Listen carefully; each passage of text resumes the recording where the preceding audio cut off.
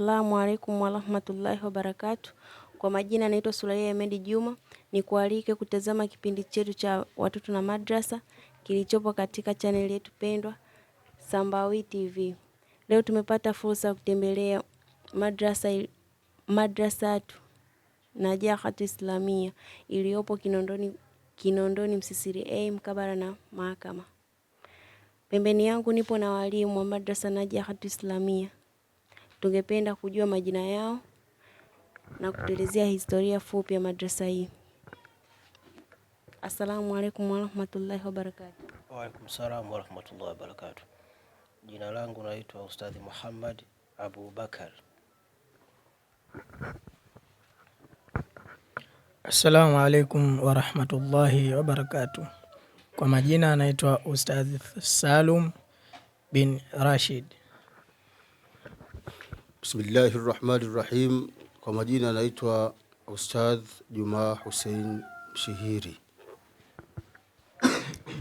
Bismillahirrahmanirrahim. Kwa majina naitwa Ustadh Ashraf bin Ali bin Zubairi. Bismillahirrahmanirrahim. Assalamu alaikum warahmatullahi wabarakatuh. Kwa majina naitwa Ustadh Sulaiman Ali bin Zubairi Ali Ngoda Mbwana.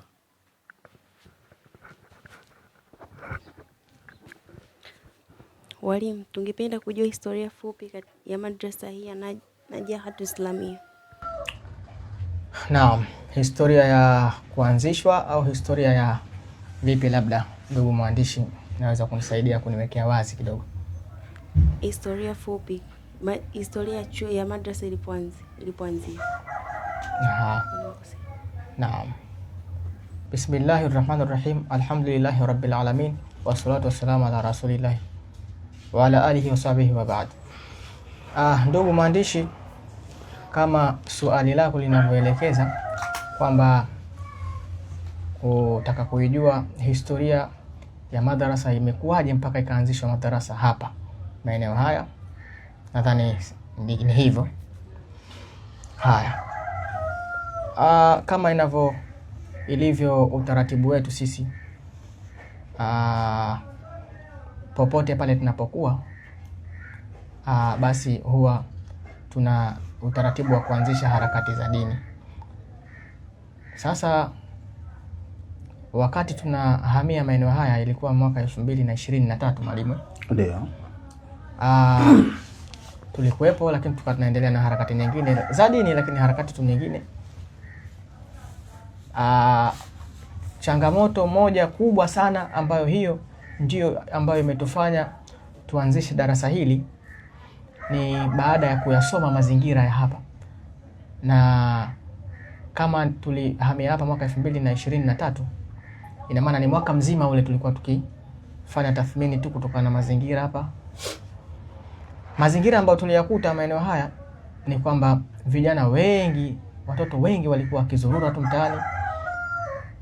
Mambo ya ajabu, matusi.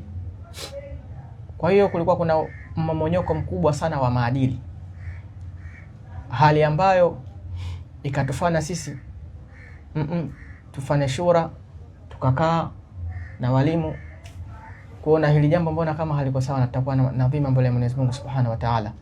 Lazima tuanzishe darasa, tusomeshe watu elimu ya Mungu na akhlaq kwa ujumla. Kwa hivyo jambo hilo ndilo jambo ambalo lililotusukuma mpaka kuanzisha kituo hiki au darasa hili. Tukakaa chini, likaja wazo, yani likawekwa likawasilishwa hili wazo. Kumbe hili wazo katika moyo wa kila mmoja wetu hapa, hili lilikuwa likimsumbua katika moyo wake. Ina maana baada ya hapo tukakubaliana, tukasema ni jambo zuri. Sasa hapo ndipo zikaanza harakati. Na ninaposema harakati, kuna mambo mengi ndani yake yanapatikana katika harakati za kuanzisha darasa hili.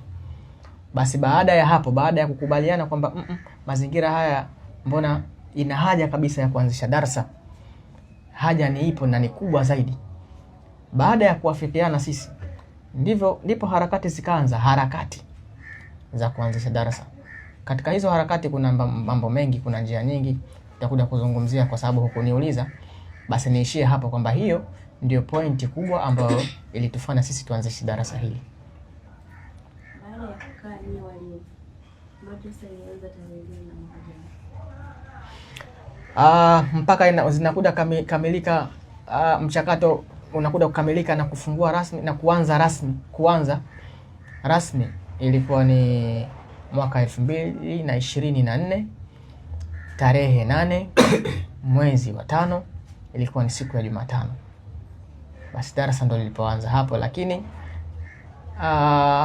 mnamo mwaka 2024 huo mwishoni kabisa mwa mwaka tarehe 25 au 26 ndio tukapata bahati ya kutembelewa, kwa sababu tulifanya shughuli kidogo maulid, lakini yalikuwa ni maulid ya ufunguzi wa darasa hili.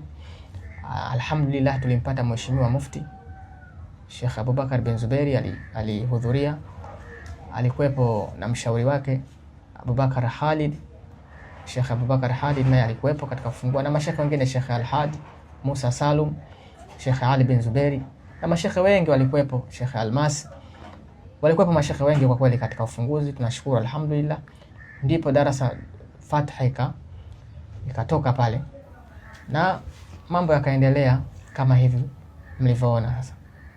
Mashallah. Katika tarehe hiyo darasa lilivyoanza mpaka sasa mna wanafunzi wangapi kwenye madrasa? Mashallah, ni swali zuri sana, lakini wanasema man ata bi ghairi fannihi ata bil ajaibi. Sasa nikizungumzia kitu ambacho sio fani yangu italeta maajabu ambayo yatachekesha watu. Utaratibu wa kujua wanafunzi ni wangapi kwa sasa hivi, tukimuuliza ni vizuri zaidi akalizungumzia Ustadh Salum, kwa sababu yeye ndio ana rekodi za wanafunzi wanaoingia na wanaotoka, wanahudumu, watoro, mahudhurio yote kwa ujumla anayo Ustadh Salum. Naomba mimi ni muombe Ustadh Salum, nisimuamuru, ni muombe yeye alizungumzie hilo. Na Ustadh Salum, tunayopenda kujua idadi ya wanafunzi wa madrasa hii. Bismillahirrahmanirrahim. Naam, ndugu mwandishi, nafikiri kama ulivyoweza kujionea kwamba mwitikio wa wanafunzi ni mkubwa, na baada ya kuanzisha madrasa wanafunzi walikuja kwa wingi mpaka idadi yao ikafika 160. Lakini kutokana na changamoto zinazotokea sasa hivi katika ulimwengu wetu huu, kutokana na mazingira ya shule, wanachelewa sana kutoka shule, kwa hiyo kuna baadhi wanashindwa kuja madrasa. Kwa hiyo mpaka sasa tuna takriban wanafunzi 120 ambao wao tayari tumeshawasajili na fomu tumewapa. Nafikiri tuna wanafunzi 120, ndugu mwandishi. Mashallah. Tungependa kujua changamoto zinazopatikana katika madrasa hii. Kwa changamoto ni vizuri zaidi Ustadh Muhammad na Ustadh Suleiman wakalizungumzia swala hili.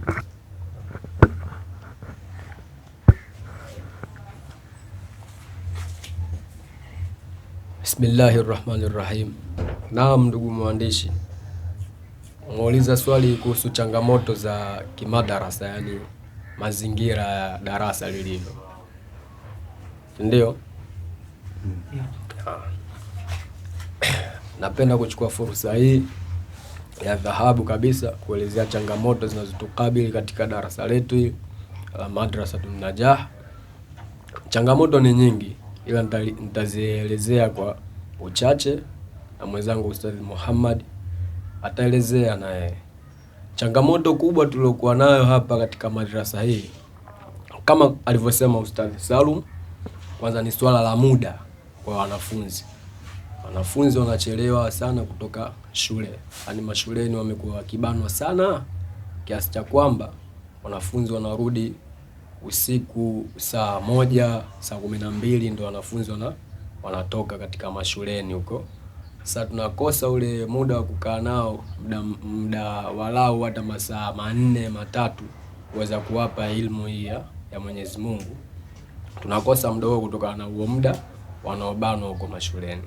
Unakuta wanafunzi wanakuja hapa saa 1:30 mpaka saa 2. Sasa kwa muda huo wanafunzi atakosa kujua ni kwa uzuri zaidi au kwa tuseme kwa nini itakuwa ngumu pia kumaliza syllabus kutokana na changamoto hiyo ya muda, kwa sababu utaweza kukaa naye kwa muda mchache sana, hauwezi kufikisha hata masaa 2. Kwa hiyo ni changamoto ya kwanza, swala la muda mashuleni. Changamoto ya pili nitakayoelezea hapa, kama mlivyoona ndugu mwandishi, darasa letu lilivyo, nadhani mmejionea wenyewe, na uhaba wa madarasa, miundombinu ambao ni darasa, hatuna madarasa hapa ya kutosha, wanafunzi kama mnavyoona ni wengi, maji hakuna katika madrasa hii.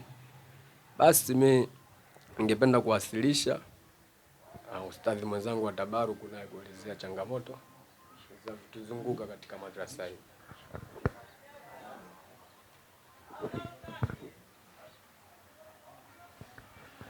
Changamoto tunaweza kuwa nazo ni hizo ambazo zimesemwa hapa na Ustadhi Suleiman, na changamoto nyingine ambazo zipo hapa ni vifaa vya kukalia, yani kwa maana mikeka, mabusati, pia ni miongoni mwa changamoto ambazo tunazo hapa, kwa sababu madrasa yetu hii ni changa. Kwa hiyo tunahitaji msaada huo wa kuweza kusaidiwa. Kama kuna mdhamini anaweza kuja kutusaidia, basi aweze kuja kutusaidia. Ustadhi Mshiri, jambo gani lishikutokea likasababisha mpaka ukakata tamaa kufundisha? Ndugu mwandishi, kwanza shukrani kwa swali lako hilo zuri ambalo umeliuliza. Majambo yako mengi, sawa? Majambo yako mengi ambayo yanatokea, ambayo yanasababisha mpaka unaweza ukajikuta mtu unaweza ukakata tamaa, ukaona labda ngoja niache. Lakini katika hayo yote naweza kuelezea tu moja tu, kwa maana awali walimu walishatoa takwimu za uanzishaji wa madrasa, namna wanafunzi walivyo, changamoto. Lakini kikubwa zaidi naweza kusema mimi au sisi hivi unavyotuona hapa, tunafanya hii kazi ya Mwenyezi Mungu kwa kujitolea. Alisema Ustadh Muhammad kwamba madrasa yetu hii ni changa kama mnavyoona. Bado hatujapata mtu wa kutushika, kwa maana wakati mwingine unakuwa uko muda mwingi uko darasani, unatakiwa utoke ukatafute watoto wale. Sasa wakati mwingine unaona unabanwa na changamoto kama hizo, unaona au niache nini kwanza nikatafute kwanza pesa. Lakini hata unafikiri unaona hapana, ile jambo la Mwenyezi Mungu, acha ningangane tu hapa.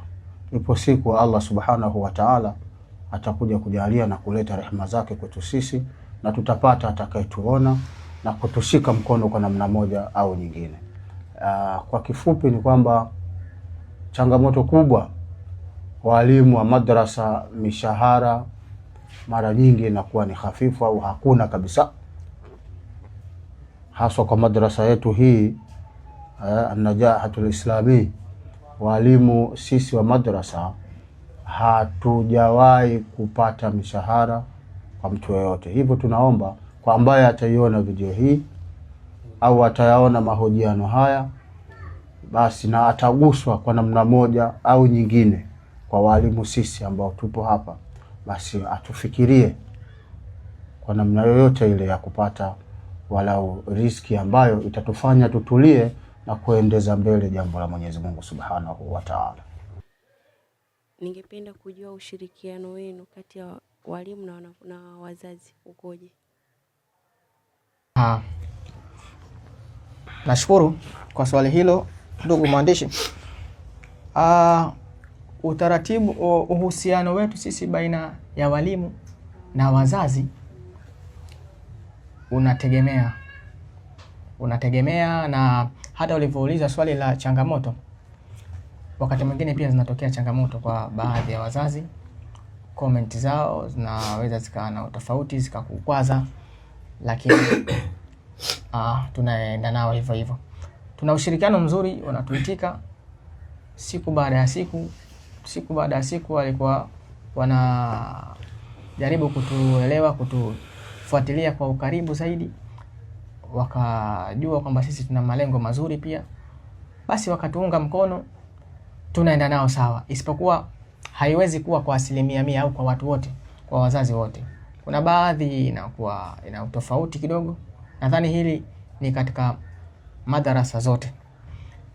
Vile vile pia umeniuliza swali lakini nimelijibu hivyo kwamba ushirikiano ni mzuri lakini sio wa 100% kwa wazazi wote. Kuna baadhi ya wazazi tunashirikiana sana, lakini kuna baadhi ya wazazi wanakuwa tofauti, kwa sababu sasa elimu ya dini mara nyingi, au niseme walimu wa madrasa mara nyingi, kuna namna wanavyochukuliwa.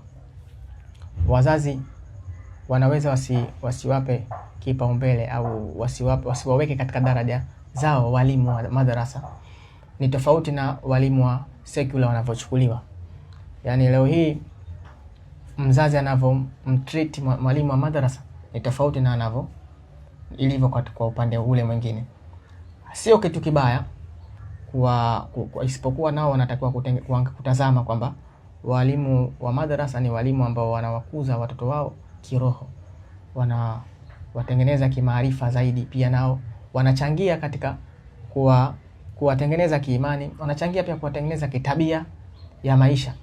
Leo hii inapotokea katika serikali yetu tuna mtu ambaye labda ni mkubwa sehemu fulani pale, labda TRA, mambo ya mapato au trafiki, lakini ana hofu ya Mungu, hawezi kuiba wala kudhulumu watu. Akiwa ni wakili atatenda haki, hakimu sijui atatenda haki, kwa sababu ameshashibishwa ile imani. Huku na walimu ambao hiyo imani inapatikana wapi? Kwa walimu wa madrasa, wanavyowapa yale maneno ya Mungu.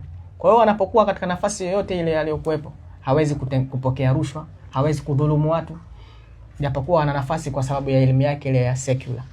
Isipokuwa hayo maarifa ameyapata wapi? Ameyapata huko kwa walimu wa madrasa.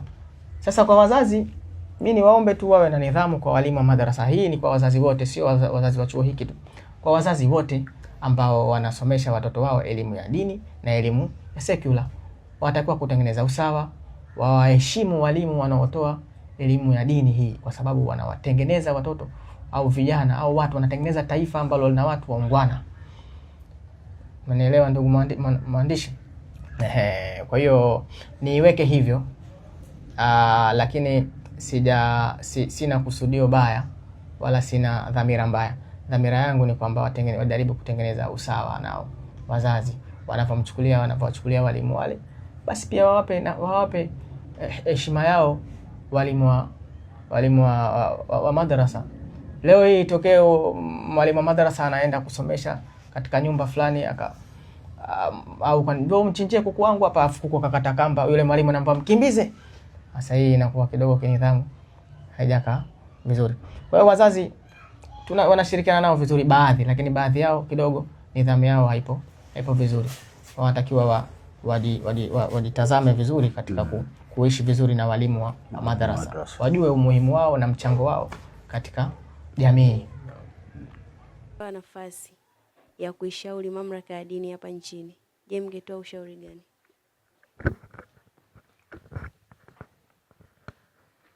Bismillahirrahmanirrahim.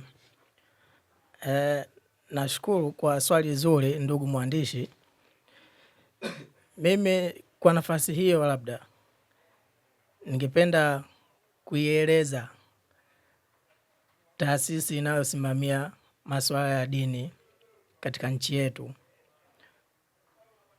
Swala moja ambalo linatusumbua vichwa katika madarisi zote ni kutokana na swala la wanafunzi kuchelewa kutoka mashuleni. Ule muda wa kuwafundisha unakuwa ni mchache sana, na wengine wanashindwa kuja kabisa madrasa, kwa hiyo wanashindwa kuipata elimu ya dini. Sasa ningeomba tu kulifikisha swala hili kwa ngazi za juu za kidini, ili liweze kulipokea swala hili, liweze kupata utatuzi, maana limekuwa ni jambo ambalo linasumbua katika madarisi zetu hizi, linawakosesha wanafunzi wengi elimu ya dini na maadili kwa ujumla. Kwa hiyo ndugu mwandishi, ningeomba kulifikisha hilo kwa taasisi za juu za kidini ili ijue kwa kulipeleka swala hili lifanyiwe kazi, tuweze kupata utatuzi wa jambo hili. Nashukuru ndugu mwandishi. Ungependa kutoa wito gani kwa wazazi na jamii kwa ujumla katika kuwapeleka watoto madrasa? Bismillahirrahmanirrahim. Wito wetu sisi juu ya wazazi katika kuwaleta watoto katika madarisi ni wafanye hima, wawahimize watoto kwa bidii, yani kwa jitihada ya hali yoyote katika kuwafikisha watoto kwenye vituo hivi vya kulelea watoto wa Kiislamu, kuwafundisha maadili ya Kiislamu, kwa sababu wanapoacha katika mitaa, katika majumba, tunatengeneza wimbi kubwa la mmomonyoko wa maadili. Tutakosa watu waungwana katika jamii, tutatengeneza jopo kubwa la watu ambao watakuwa katika maadili mabovu na kupelekea jamii kuharibika kwa ujumla. Kwa hiyo wito wetu sisi ni wazazi wafanye hima, wajitahidi sana katika kuwahimiza watoto, katika kuwafikisha katika madarisi na kupata elimu hii ya Mwenyezi Mungu Subhanahu wa Ta'ala. Tunashukuru sana kwa ujio wenu Sambawi TV kwa kuja kufanya mahojiano na sisi, kubadilishana mawazo na kusikiliza rai zetu katika dini. Ikiwa nyinyi mmeona kwamba sisi tunafaa kushirikishwa katika jambo kubwa kama hili la dini au kuchangia mawazo katika dini, basi sisi tunashukuru sana kwa fursa hiyo. Lakini vile vile tunaweza kuwashukuru watu mbalimbali kwa sababu ya jitihada zao nao katika kuchangia kwa aina yoyote ile. Tunawashukuru wazazi, wanafunzi wa madrasa. Tunawashukuru wazazi wao pia kwa kuwaleta watoto wao madrasa mpaka tupo nao mpaka leo. Na pia nipende kuwashukuru walimu wenzangu kwa moyo wao, jitihada zao wanazofanya kuhakikisha wanawalea vizuri, malezi bora na kuwalea na kuwapa elimu vizuri. Kwa hiyo niwashukuru walimu wenzangu na niwapongeze na niwape pole kwa changamoto. Lakini pia tunashukuru shukrani za dhati kwa Mheshimiwa Mufti kwa kusimamia vizuri dini mpaka leo hii sisi tunaweza kufundisha elimu ya dini pasi na kubugudhiwa au utaratibu dosari yoyote. Tunashukuru sana kwa hilo. Tunashukuru, lakini tunashukuru baraza zima, na tunashukuru kwa Baraza Kuu la Waislamu Tanzania BAKWATA kwa kusimamia vizuri dini. Lakini pia nisiwe mchoyo wa shukrani, tumshukuru pia mzee wetu mshauri wa Mufti Sheikh Abubakar Khalid mustashari yule kwa kuliunga mkono swala hili la kusomesha dini katika mji huu. Tunamshukuru sana yeye, na yeye ndio ametupa nguvu kubwa na ametushika mkono zaidi na kuona kwamba katika mji huu, eneo hili, kwa sababu yeye ndio aliyotufanya tukawa hapa, basi tunamshukuru sana yeye pia, na tunamwombea Mungu yeye pamoja na mwenzake Mheshimiwa Mufti na wazee wote kwa ujumla na mashehe wote walio simamia harakati za dini na walimu wetu wote na kila ambaye mja wa kheri ambaye anashiriki kwa hapa. Mtazamaji wa Sambawi TV, baada ya kumaliza kuongea na walimu wa madrasa hii, tuchukue nafasi hii kuongea na wanafunzi wa madrasa hii kujua vitu gani wanajifunza katika madrasa hii. Assalamu alaikum warahmatullahi wabarakatuh. Wa alaikum salam warahmatullahi wabarakatuh. Kwa majina unaitwa nani? Ali Muhammad. Jina la madrasa? Al-Najahatul Islamia. Unasoma masomo gani katika madrasa hii? Quran, fiqh, hadithi. Leo unapenda kutusomea somo gani? Hadithi. Tusomee. Bismillahirrahmanirrahim. Qala Rasulullah sallallahu alayhi wasallam, amesema mtume Mwenyezi Mungu, rehema Mwenyezi Mungu juu yake na ukoe, al-islamu nadhifun fatanadhafu, Uislamu ni msafi, kwa hivyo jitakasheni, fa innahu, kwani hakika mambo yalivyo, la yadkhulul jannata, hatoingia mtu peponi ila nadhifun, isipokuwa mtu msafi. Rawahu Tabarani, hadithi hii ameipokea Tabarani. Inatufundisha yani Uislamu ni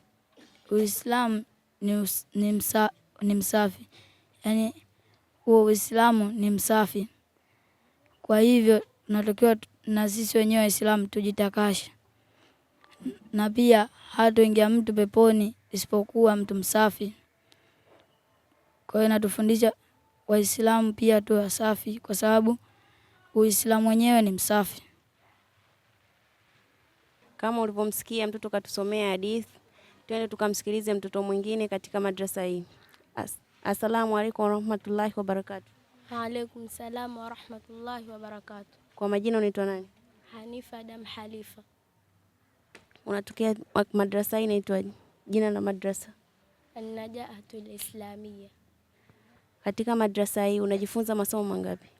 Najifunza masomo mengi: fiqh, hadithi, Qur'an, tauhid na masomo mengine. Leo ungependa kutusomea somo gani? Qur'an. Karibu. A'udhu billahi minash shaitanir rajim. Bismillahir rahmanir rahim. Amma yatasaalun 'anil naba'il 'azim alladhi hum fihi mukhtalifun qalla saya'lamun. Sadaqallahul aliyyul azim. Tumemsikia mwanafunzi kutoka madrasa Najahatul Islamia akitusomea Qur'an. Napenda twende tukamsikilize mwanafunzi mwingine katika madrasa hii. Wa rahmatullahi wa barakatuh. Wa alaikum salam wa rahmatullahi wa barakatuh. Wa alaikum salam wa rahmatullahi wa barakatuh. Kwa majina unaitwa nani Sheikh? Abu Sufyan bin Ali. Madrasa jina lake? Najahatul Islamia. Katika madrasa Najahatul Islamia unajifunza masomo mangapi? Masomo matatu ambayo ni Qur'an, hadithi na fiqh. Tunaomba tusomee somo moja.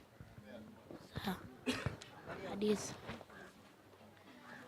A'udhu billahi minash shaitanir rajim. Bismillahir rahmanir rahim. Qala Rasulullah sallallahu alaihi wasallam, amesema mtuma Mwenyezi Mungu arehemu Mwenyezi Mungu juu yake na okoe, atani minallahi, kufanya jambo kwa utaratibu kunatokana na Mwenyezi Mungu, wal ajalatu minash shaitani, na kufanya jambo kwa haraka haraka kunatokana na shaitani. Rawahu Baihaqi, hadithi hii ameipokea Baihaqi. Inatufundisha kimfano umepata jambo fulani na huku umepata jambo fulani. Hadithi inasema hivi: kufanya jambo kwa utaratibu kunatokana na Mwenyezi Mungu, na kufanya jambo kwa haraka haraka kunatokana na shaitani. Kwa hiyo unataka ufanye jambo kwa utaratibu na usifanye jambo kwa haraka haraka. Mashallah, hivi ndio vipaji vinavyopatikana katika chuo hichi cha Najahatul Islamia. Jina unaitwa nani? Kwa majina naitwa Zulfat Bahmad Ramadhani, nimetokea katika chuo cha Al-Madrasatun Najah.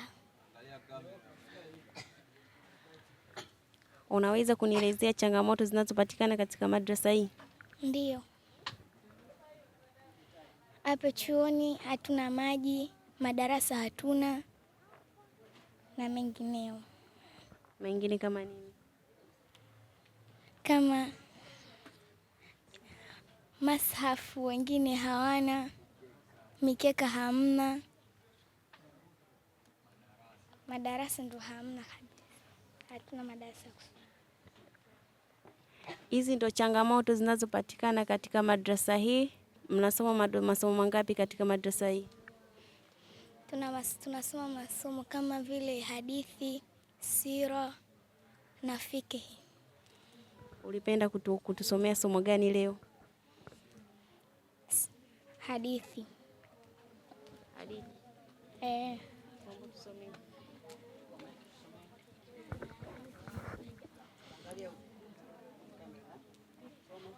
A'udhu billahi minash shaitanir rajim. Bismillahir rahmanir rahim. Qala Rasulullahi sallallahu alayhi wasallam, amesema mtume wa Mwenyezi Mungu, arehemu Mwenyezi Mungu juu yake na okoe, idha atakum karimu qaumi, pindi akiwajilieni mtukufu wa watu, fa akrimuhu, basi mkirimuni. Rawahu Dhiyahu, hadithi hii ameipokea Dhiyahu.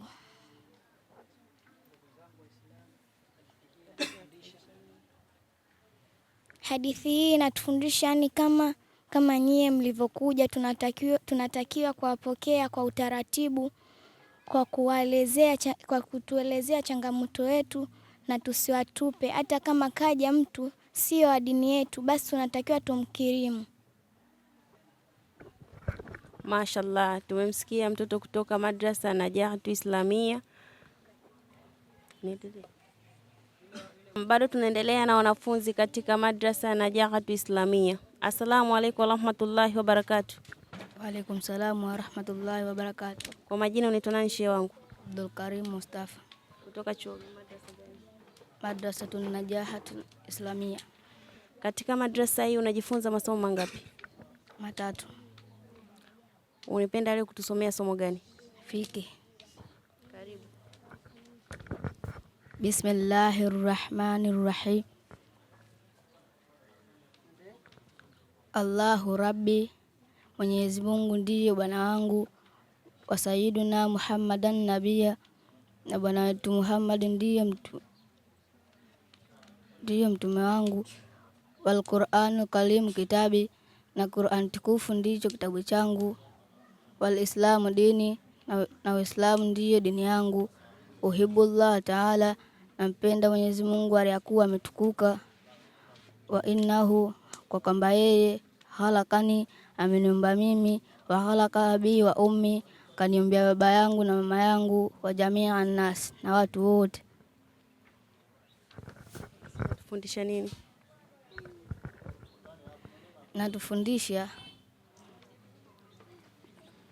Natufundisha tumpende bwana wetu Muhammad, tusome sana Qur'ani, kumjua Mwenyezi Mungu na vitabu vyake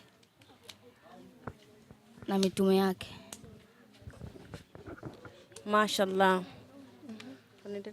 Assalamu alaykum warahmatullahi wabarakatuh. Wa alaykum assalam warahmatullahi wabarakatuh. Kwa majina unaitwa nani? Kwa majina naitwa Amina Mansur Muhammad. Unatokea madrasa gani?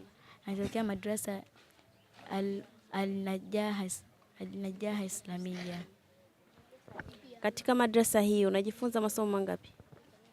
Nimejifunza masomo kama vile sira, Qur'ani, fiqh au al-risalatani na mengine. Leo ungependa kutusomea somo gani? Qur'ani. Karibu. A'udhu billahi minash shaitanir rajim. Bismillahir rahmanir rahim. Inna anzalnahu fi lailatul qadr. Wa ma adraka ma lailatul qadr. Lailatul qadr khairum min alfi shahr. تنزل الملائكة والروح فيها بإذن ربهم من كل أمر سلام هي حتى مطلع الفجر صدق الله العظيم. أعوذ بالله من الشيطان الرجيم. بسم الله الرحمن الرحيم. وما أركانه, ni ngapi nguzo za Uislamu? Alkanuhu khamsatun, nguzo zake ni 5. Wahia, na ni zipi hizo? Anta shahada an la ilaha illa Allah, ni kukiri kwamba hapana mola mwenye kuabudiwa kwa haki isipokuwa Mwenyezi Mungu. wa anna Muhammadan rasulullah, na kwamba Muhammad ndiye mtume wa Mwenyezi Mungu sallallahu alaihi wasallam, alehemu Mwenyezi Mungu juu yake na ukoe. Watukima swalata, na kusimamisha swala. Watutia zakata, na kutoa zaka. Watasumma Ramadhana, na kufunga mwezi mtukufu wa Ramadhani. Watahuja albaita, na kuhiji nyumba tukufu.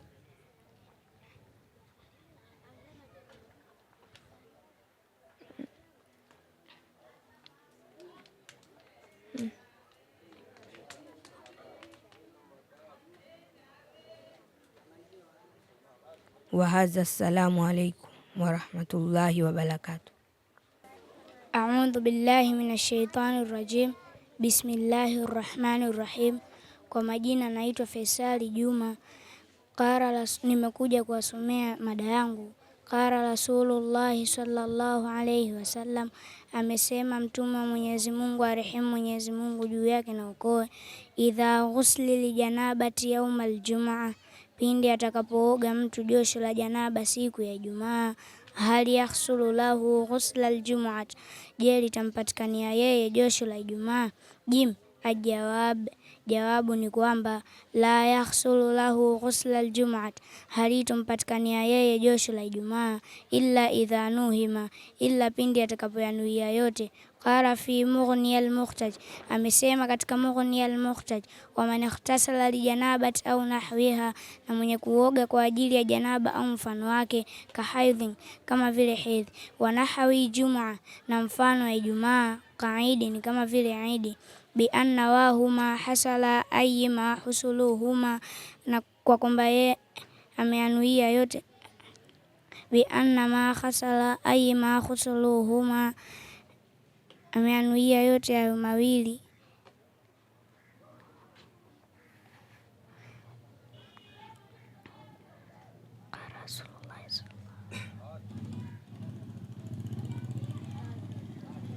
Hadha, yafahamuni vyema hayo. Wallahu alayhi tawfiq.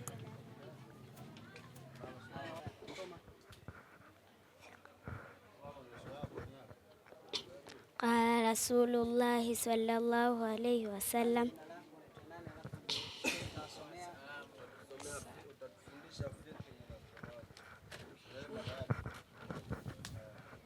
assalamu alaykum wa rahmatullahi wa barakatuh. Ismi, jina langu Aisha Juma Huseni. Nimesimama hapa mbele yenu kuwasomea hadithi ya Mtume sallallahu alayhi wasallam. Qala Rasulullah sallallahu alayhi wasallam, amesema Mtume Mwenyezi Mungu, arehemu Mwenyezi Mungu juu yake na ukoe. Si swali limekuja, swali linasema, hali yajuzu lizauji watu umraati kabla ightisaliha anil haidhi, je kuna juzu kwa mume kumwingilia mkewe kabla ya kuoga kutokana na hedhi?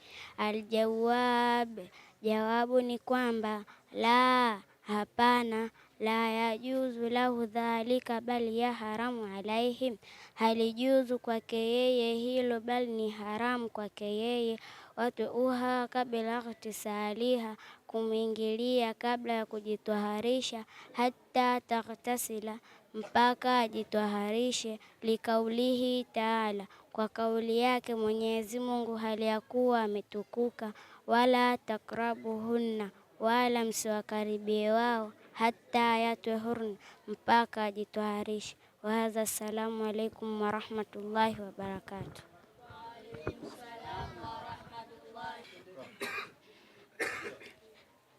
Ismi, jina langu Abdul Nasir Bakari. Nimesimama hapa mbele yenu kuwasomea fiqh. Qala Rasulullah sallallahu alayhi wasallam, amesema Mtume wa Mwenyezi Mungu, alehemu Mwenyezi Mungu juu yake na kwa, jaa swali yakulu, limekuja swali linasema, aliyajuzu lirajul, je kuna juzu kwa mwanaume, ghasrul mar'at, kumwosha maiti mwanamke? Aljawab, Jawabu ni kwamba la yajuzu lahu dhalika, halijuzu kwake yeye hilo. Qala alfukahau, wamesema wana wazuoni wa fiqhi, wayuhasiru rajulu rajula, na mwanaume amuoshe maiti mwanaume, fahuwa aula bih, basi hilo ni bora kwake. Walmar'atu almar'ata, na mwanamke amuoshe maiti mwanamke, fahia aula biha, basi hilo ni bora kwake. Almughni almuktaj, kisomeni kitabu cha Almughni almuktaj. Adha yafahamuni vyema. Mtazamaji wa Sambawi TV, tulianza na walimu wa madrasa hii wakatueleza changamoto zinazopatikana katika madrasa hii ya Najahatu Islamia, na pia tukawasikiliza wanafunzi wa madrasa hii ya Najahatu Islamia. Mwisho wa kipindi hiki ndio mwanzo wa kipindi kijacho. Ulikuwa nami mtangazaji Sulaiha Ahmed Juma.